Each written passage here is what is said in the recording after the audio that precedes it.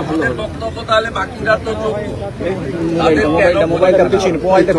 কেন তাদের পরীক্ষায় বসতে হবে? কারণ 16 সালে পরীক্ষা আপনারা দিয়েছিলেন, স্বাভাবিকভাবে আপনাদের পক্ষে এখন সেইভাবে প্রিপারেশন নিয়ে পরীক্ষা দেওয়া সম্ভব। এবং আমরা রাজ্য সরকারের কাছে আবেদন করেছি, আপনাদের মাধ্যমে সামনেও আবেদন করছি। আমাদের পরিষ্কার বক্তব্য যে সরকারের পক্ষ থেকে অযোগ্যদের বাদ দিয়ে যোগ্য তালিকা নিয়ে সুপ্রিম কোর্টের কাছে হাত জোর করে যান, দিয়ে বলুন যে বাকিরা যোগ্য, আপনি তাদেরকে চাকরিতে বহাল রাখার অনুমতি দিন।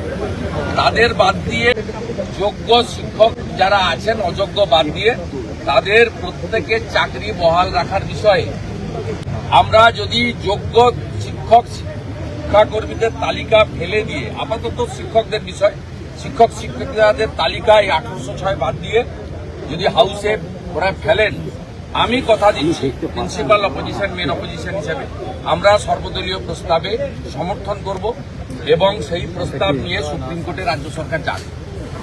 যে পশ্চিমবঙ্গে একটা এক্সেপশন ঘটনা ঘটেছে, যোগ্য শিক্ষক শিক্ষিকাদের বাঁচানোর জন্য রাজনীতির রং ভুলে রাজনীতির ঊর্ধ্বে উঠে আজকে শাসক এবং বিরোধীরা যৌথভাবে এই 15,000 শিক্ষক শিক্ষিকার চাকরি বহালের পক্ষে সর্বসম্মত সিদ্ধান্ত বিধানসভা থেকে নিয়েছে।